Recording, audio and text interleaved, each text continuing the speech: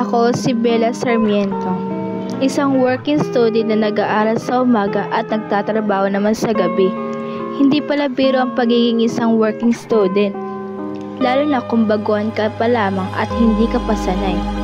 Kailangan kong pagsabay ng pag-aaral at pagtatrabaho para matustusan ang aking pangangailangan nang sa gayon ay hindi na ako masapa sa aking mga magulang.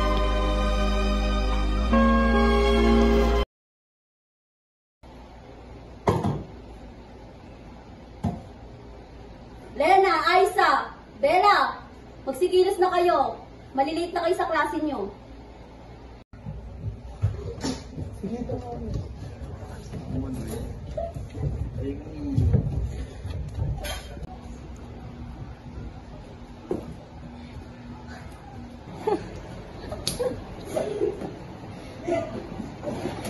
Naya, anong ulam?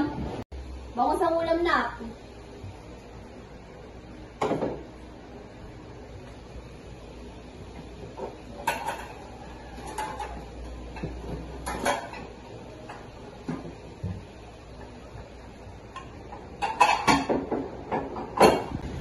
Kamusta naman mga pag-aaral niyo? Okay lang naman po na yung mabaya nga po may activity kami. Sige na, kumain na kayo bago pumasok.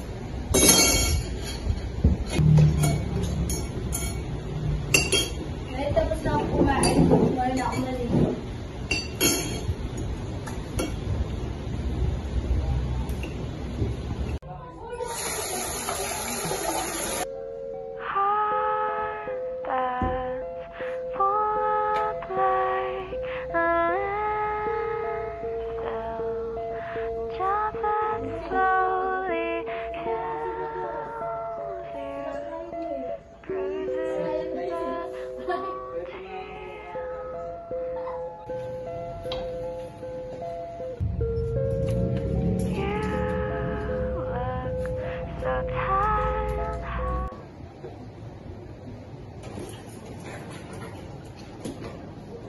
Hoy, anong ulam dyan?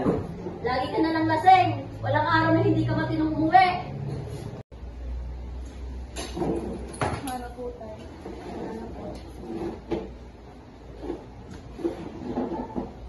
Wala na naman akong ulam. Bakit? May inuwi ka bang sahod? Tay, tama na po. Lagi na lang kayo nag-aaway.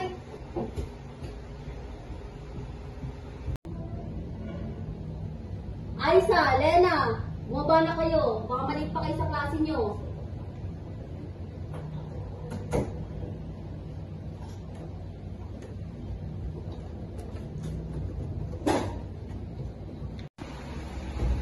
Van, ano na naman ito nakita ko? Nanisisa na naman sa akin ng babae. Ano yan? Ano naman pinagsasabi mo? Nang babae ka ba? Ha? Kaya ba wala kang perang inuwi sa bahay na to? Ate Bella, ano ba yung nangyari kanina sa bahay? Si tatay siya kasi nanay nag-aaway. Ano? Ano ba yung Lena? Sinabi ng po kung sasabihin kay ate. Kinabutan naman ni ate nung malaman mo ka nangyari sa bahay. Ewan ko sa'yo. Nakakainis ka.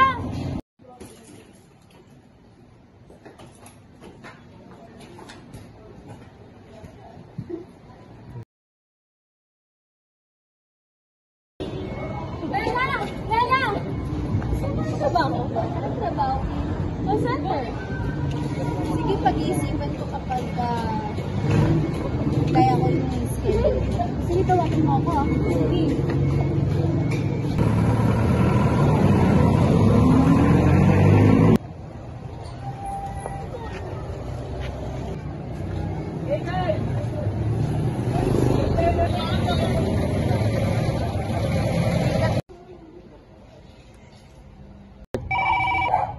Oh, Bella, bakit?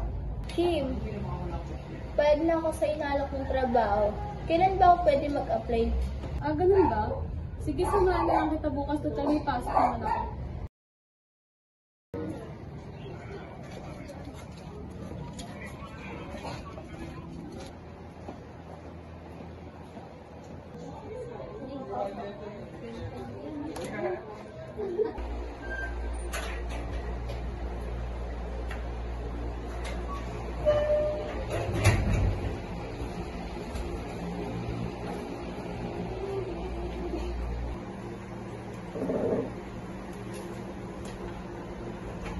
Magandang umaga po boss. Siya po si Bella, yung sinasabi ko po sa inyo na interesado sa campaign natin.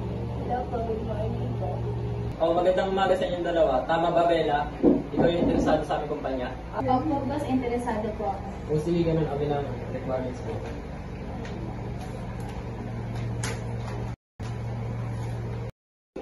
Thank you po, boss. Have a nice day po, bossing. Congrats, Lenny! Trabaho ka na bukas! Kaya nga eh.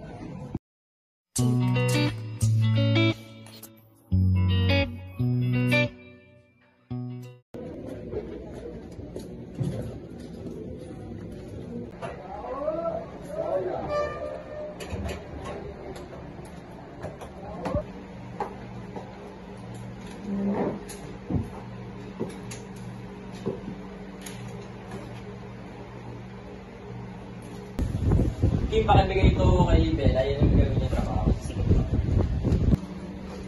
Bella, ito pala yung gagawin na pinapibigay ni boss. Sige, ito na lang.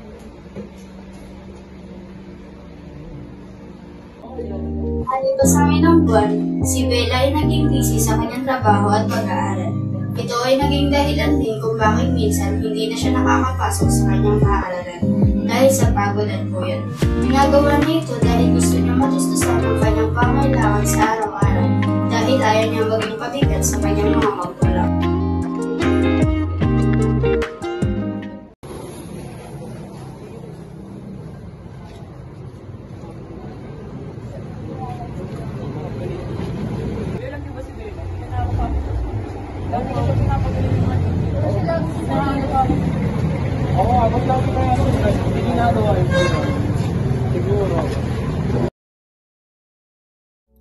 Sa likod ng bawat pawis at puyat ng mga working student ay ang walang kapantay na sipag, tiyaga at pangarap. Patunay kayo na walang imposible sa taong determinado at may malasakit sa kinabukasan. Saludo kami sa inyong tapang at lakas. Ang kwento ninyo ay inspirasyon sa lahat.